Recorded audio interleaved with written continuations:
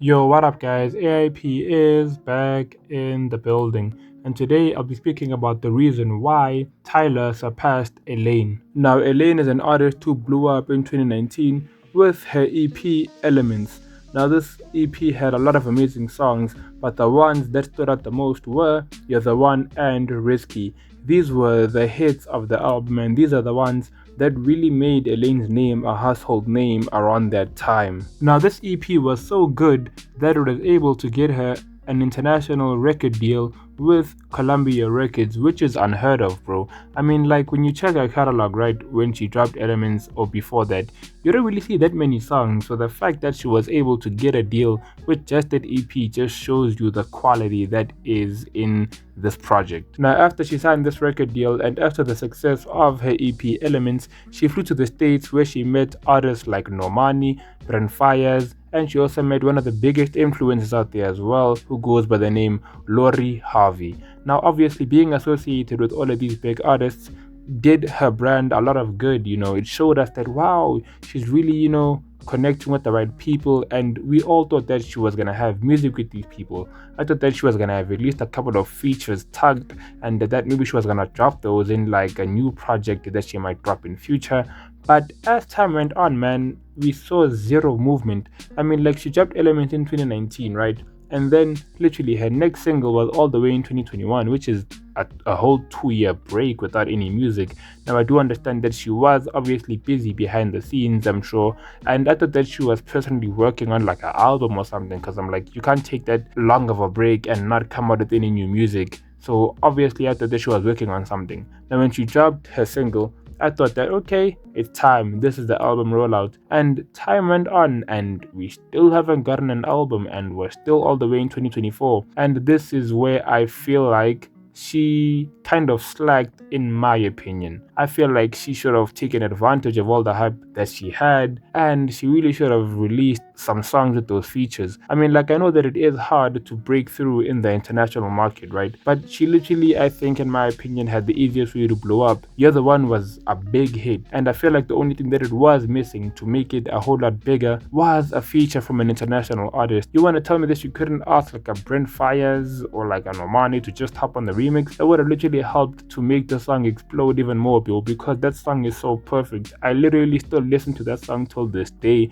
and I can't get over how great that song is, man. So I would have loved for her to drop a remix for that song, which would have obviously helped to make it blow up even more. But even if she never dropped a remix, even new music with those artists would have helped to grow her brand. And I mean, like, it's not like she never had access to these artists. If she signed to Columbia Records, I'm pretty sure that she has access to a lot of other international artists who are also signed to that record label, and I'm pretty sure that the label wouldn't have had trouble linking those features for her or allowing them to happen. So I don't really know why she didn't do that, but maybe my guess might be that she maybe didn't want music to be her main thing. To me, it seems like she kind of treats it as like a side hustle, a fun thing to do, which is all good, bro, you know what I'm saying? Now, what helps to prove this point is when you look at her output over the years. You can see that she's dropped a couple of singles and not enough projects. Now, I'm not saying that she has to drop an album or EP every year, but I mean, like, if your first EP was all the way in 2019 and it's 2024 right now, I would have expected at least one more EP or project or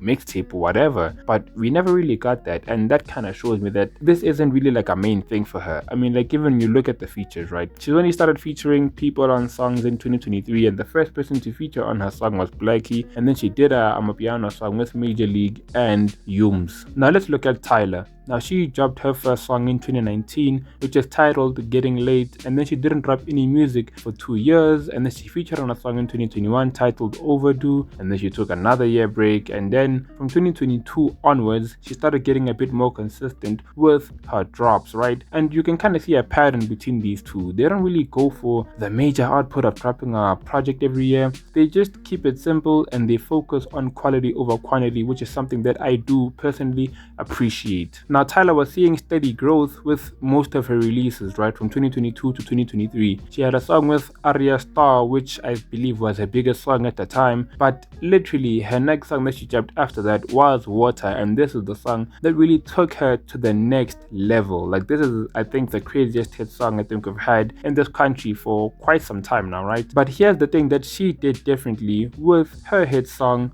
compared to Elaine. Now, what Tyla did with this hit song, right, was get big artists from the States to come and remix this song. She got a artist named Marshmello to remix it. She also got a big artist named Travis Scott to also do a remix on it as well. Now, obviously, these remixes are not bigger than the original song, but that is not the point of the remixes. The remixes are there to make the song last longer and to also expose it to different audiences as well. If you get in a big artist, that big artist is gonna post that song on their social media, and their fans are gonna wanna go listen to it. When they go listen to it, they're gonna like it, and just like that, Tyla has gotten herself some new fans. So that's the main thing that she did, right? And then she went on to drop an EP with a couple of new songs as well, with obviously Water being the main song that's attracting the listeners to the project. And then she also went on to hype her debut album, and then she also dropped that as well. And another big difference here is that the album has a lot of features from big artists. We have Thames, we have Ghana, and we have Becky G. Now, a lot of y'all might not know her, but check out her Spotify, man. She has a lot of monthly listeners, and just look at those streams right there that I'm showing on the screen, man. So these are the main differences, man. She took advantage of her hype and actually got in touch with these bigger artists to make her brand bigger and to also attract more listeners to her music. Another thing to take note of is that Tyla is signed to Epic